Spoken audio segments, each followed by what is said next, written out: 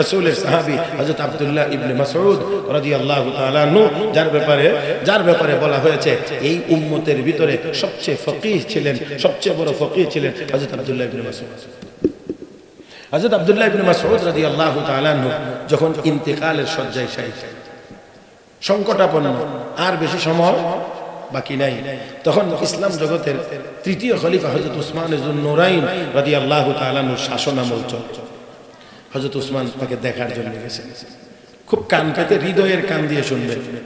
আমি বারবার বলছি যে কম বেশি আমার উদ্দেশ্য না, আমার টার্গেট না, যারা আছেন তারা মনোযোগী হয়ে শুনলেই হবে। এখান থেকে যদি আমরা কিছু মানুষ একটু আমলের পরিবর্তন হয়, তাহলে এই মজলিসও কবুল, আমরাও কবুল, আমাদের নাজাতের জন্য এটাই যথেষ্ট হয়ে যেতে পারে। হযরত উসমান ইবনে নুরাইন রাদিয়াল্লাহু তাআলা আনহু গেলেন, হযরত আব্দুল্লাহ ইবনে মাসউদের কাছে গিয়ে বসলেন। বসার পরে জিজ্ঞেস করছেন, মা তাশতাকি, ও ভাইজান আপনার সমস্যা কি? সাধারণত এমন সময় আমাদেরকে জিজ্ঞেস করলে ভাই সমস্যার অভাব নেই, হার্টের সমস্যা, ডায়াবেটিসের সমস্যা, কিডনিতে সমস্যা, ব্রেনের সমস্যা, এই সমস্যা, ওই সমস্যা, কত কিছুই আমরা বলি, এটাই বলে থাকি। কিন্তু হযরত উসমান যখন জিজ্ঞেস করলেন মা তাশতাকি, আপনার সমস্যা কি? হযরত আব্দুল্লাহ ইবনে মাসউদ জবাবে বললেন, যুনুবি, আমার গুনাহ হলো আমার বড় সমস্যা। একটু গভীরভাবে চিন্তা করতে হবে। সাহাবায়ে কেরামের ত্রুটির পরিমাণ যদি ছিল তিল পরিমাণ, তাদের তওবার পরিমাণ ছিল পাহাড় পরিমাণ। বুঝাইতে পারছি না? সাহাবীদের ত্রুটি, তারা মাসুম না, তারা মাগফুর, আল্লাহ ক্ষমা করে দিয়েছেন।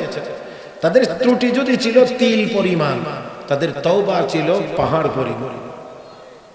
আর আমরার গুনাহ হলো পাহাড় পরিমাণ, তওবা হলো তিল পরিমাণ। হুজুরে যদি পড়ায় তো আস্তাগফিরুল্লাহ, তাও ঠিক করে কইতে পারে রব্বি মিন কুল্লি জামবিন, ঠিক না? আল্লাহ।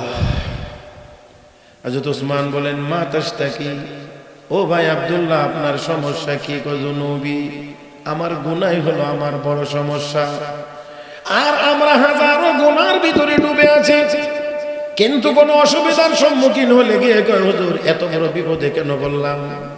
কি পাপ করছি জানি না, নামাজ পড়ে না, রোজা রাখে না, ঘরে পর্দার ব্যবস্থা নাই, গান বাজনা টেলিভিশনে ভরা, আমার বন্ধুরা সুদও খায়, ঘুষও খায়, তারপরেও কি পাপ করছে এটাই খুঁজা হয় না।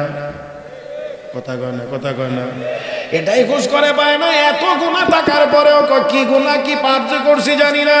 আর কত পাপ করলে আপনি বুঝবেন যে পাপ করছেন। আসল কথা হইছে, এই লাইটের আলো যত বেশি হবে, ছোট জিনিসও চোখে ধরা পড়বে। আমার কথা বুঝতে অসুবিধা হইতেছে নাকি? এই জন্য অনেক আলো থাকলে, ভালো আলো, লাইট যখন ভালো আলো দেয় তখন অনেক আলো কি সুইটাও পাওয়া যায়, সুইটাও দেখা যায়। তার মানে আলোর পরিমাণ যত বেশি হবে তত সূক্ষ্ম জিনিস ধরা পড়বে। ইমানের আলো যত বেশি হবে গুনাহ তত বেশি ভালো করে ধরা পড়বে। আর যত অন্ধকার হবে মোটা জিনিসেরা দেখা যায়। তো আমাদের গুনাহের কারণে আমাদের ইমানের বাতিটা নিবে নিবে নিবে নিবে ভাব, যার কারণে সুদের মতো গুনাহ ওনার কাছে গুনাহ মনে হয় না, ঘুষের মতো গুনাহ ওনার কাছে গুনাহ মনে হয় না। আর কি করলে গুনাহ হবে? এছাড়া আর গুনাহ আছে কোনটা?